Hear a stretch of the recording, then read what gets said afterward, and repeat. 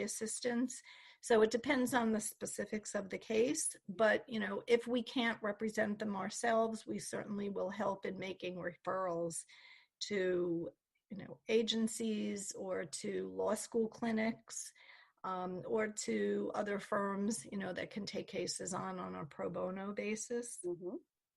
That's wonderful. I'm sure that answers her question. I apologize for trying to fumble through that. I couldn't quite. She was telling me her backstory as she was trying to get to the question. I understand now. That's great. And by the way, you also got a chat. Thumbs up, Carolyn, you're the best. I don't know who this person is, Carolyn. Oh, thank you. That's very sweet. Excuse me, Anonymous, said that you helped his sister so vastly and you helped him so much, and your work is invaluable. Thank you so much, Carolyn, and I'm happy to hear you. Aw. Thank you. That's very nice. Thank you. Thumbs up, smiley face, heart, heart, heart. Oh. Don't you love emojis? They crack me up. Much appreciated. Thank you. It's always nice to get that kind of feedback. Absolutely. We appreciate it. So, Carolyn, tell me about your writing. So you are a contributor for Psychology Today, which I think is fantastic. I would love to contribute to Psychology Today someday. Tell me about what you write for them and how you got involved with that. Well, it was really through the help and guidance of the PR firm that I work with.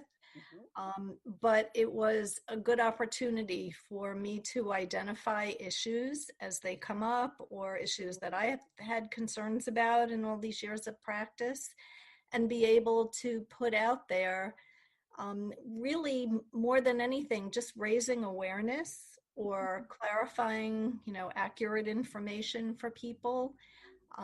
And, hopefully for people to use as a support or a guide with the information, that I can give out. So it generally, the topics are generally ones that either I'm concerned about or have had a case, that's raised issues for me that I would like to disseminate to a wider audience. To, give people an idea of what we do and why we do it and how we do it, as well as, as I said, just raising awareness and trying to do a reality check for people on what families in particular, as well as individuals, face when someone, is diagnosed with a serious mental illness, has substance abuse issues.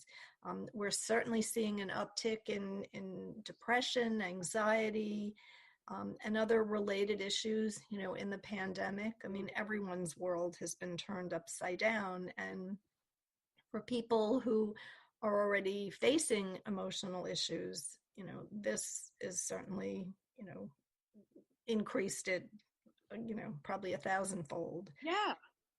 And that's the article you wrote that just recently, December 2nd, 2020, there is no vaccine for mental illness. That title, it was so compelling. It really is a great title. And I read it and reread it. It's just, may I quote, do you mind if I quote you on a passage from that? Not at all. Go ahead. Okay, all right. So, ladies and gentlemen, it says, there's no vaccine for mental illness. Families of those with serious mental illness face little promise of normalcy. And that was the whole crux of this fantastic article. Carolyn said, and I quote, "While the world waits for the availability of COVID-19 vaccines, holding tight to the hope that springs from immunity and a return to normalcy in 2021, it's important to remember that other crises will outlast the pandemic. For those affected, there is a different path forward which existed before COVID and will continue after." Thank you, Carolyn. Oh, you're welcome. But I do want to add that there is treatment and there is recovery. Yes. So it's not all bad news. Right now, as I said, we don't have a vaccine like we finally do have for COVID, but there is treatment, there is support, there is recovery. Although the other side to that is we need huge amounts more of funding and recognition that mental illness is an illness Yes. It's not anybody's fault or something that they did, or it's an illness like other illnesses. You know, as I say a lot, people have diabetes, they have heart conditions, they have cancer. You know, mental illness is an illness, and Got it. it needs, you know, it needs the same attention and support and direction, and most of all, funding in order to get people the services that they need. Housing is a big challenge in the world in which I work, housing for people, support, outpatient programs. It's so much cheaper to have someone in the community in an outpatient program and supportive case management than it is to hospitalize someone. And, you know, why do we need to get to the point of somebody being so acutely ill and in a hospital when very often we can head it off at the pass and treat it early on and be preventive and proactive so that we don't get to that point. That is such a beautiful thing you just said. It needs to, you're right, it needs to be treated like a broken bone. It is as acute an injury, quote unquote, as a broken bone. You take the issue and you say, oh, we have a problem, let's help this. And so it heals properly from the get-go, right? Correct. And, you know, as I say a lot to my clients, the challenging part in this area is that we can't see it. You can see a broken bone on an x-ray. You can say, we'll cast it, and 6 weeks later, your bone will be healed and you'll be walking again or using your arm again. It's much more challenging in the mental health area because we can't see it in the same way. And so that lends itself to a lot of suspicion, again, a lot of misinformation. You know, it's a different direction in terms of the medical care and treatment than it is in other areas. But that doesn't mean it should be left behind or pushed to the side or not given the attention that it certainly requires. That's wonderful. There needs to be something in place. Keep people out of the hospital. They don't need to get to that point. Huh. You know, I always think about my grandmother.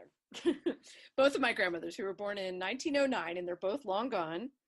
But my grandmother, who, and I talk about this a lot, Carolyn, and it's like a different world. 100 years makes such a, it's, when she was probably bipolar, maybe schizophrenic, we don't know. But when she had my mother, who was her third child and sort of a surprise in her 30s, she, for the first year of my mother's life, was just thrown into, they were lived in New York City, thrown into a psychiatric hospital, and no one spoke of it for an entire year.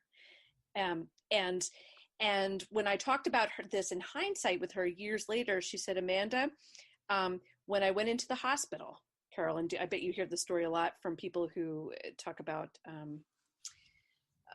genetic predispositions.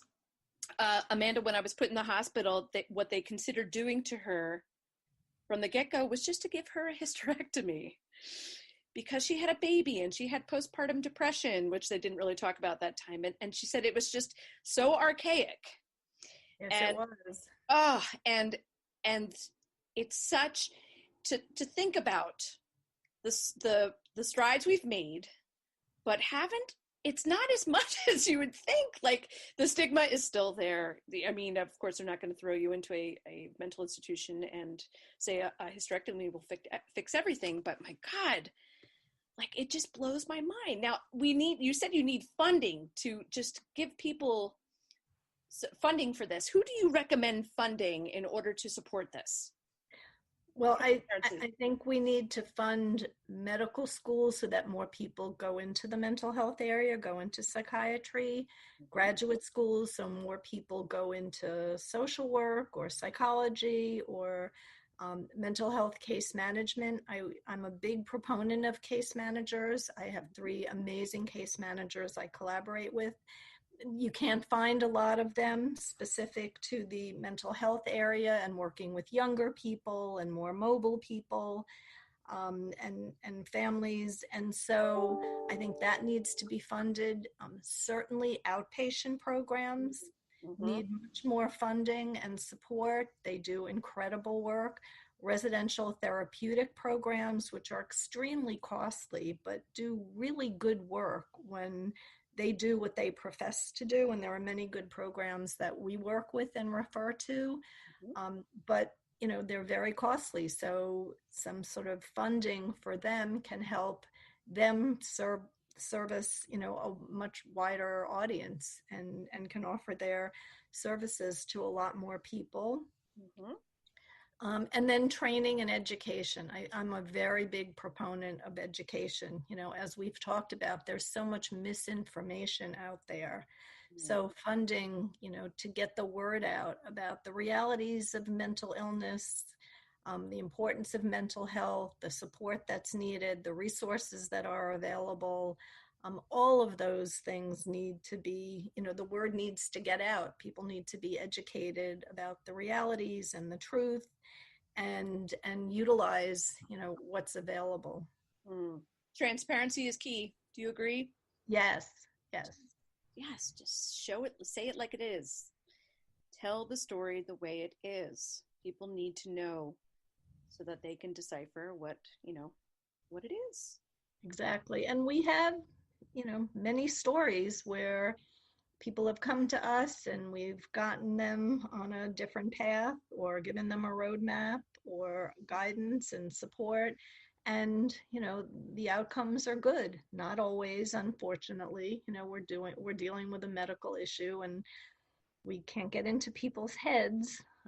But certainly we can give them the tools that often, result in a successful outcome. That's terrific.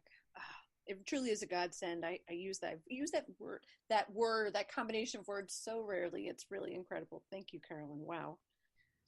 It's wonderful. There's another quote in your article that I wanted to share because I think it will touch on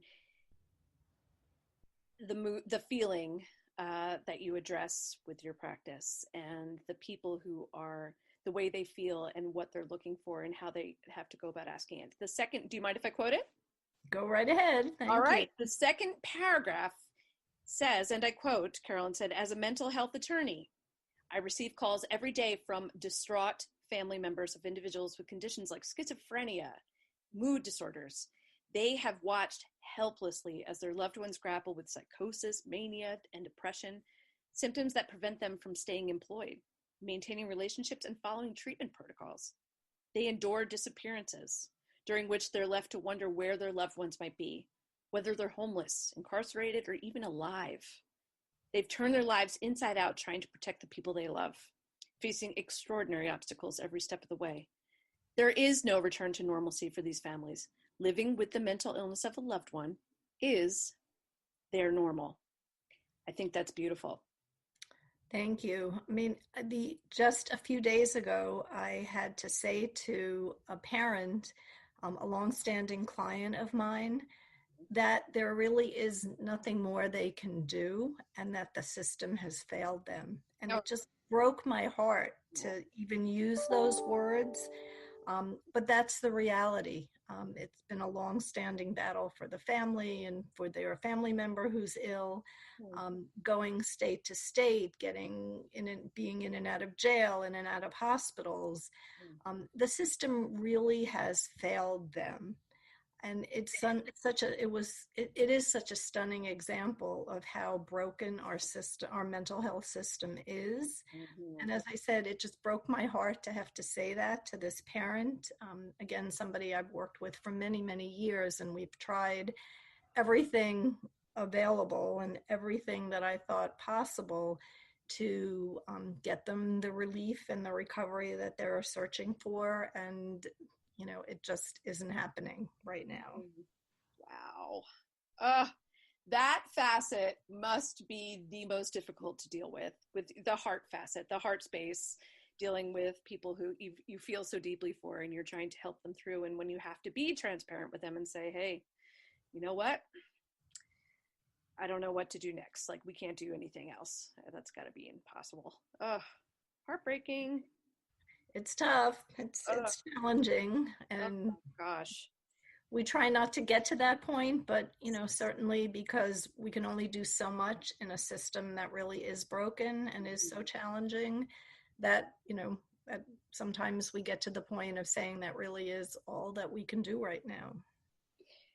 Hey, Carolyn, if you had any tool in the world to fix the system,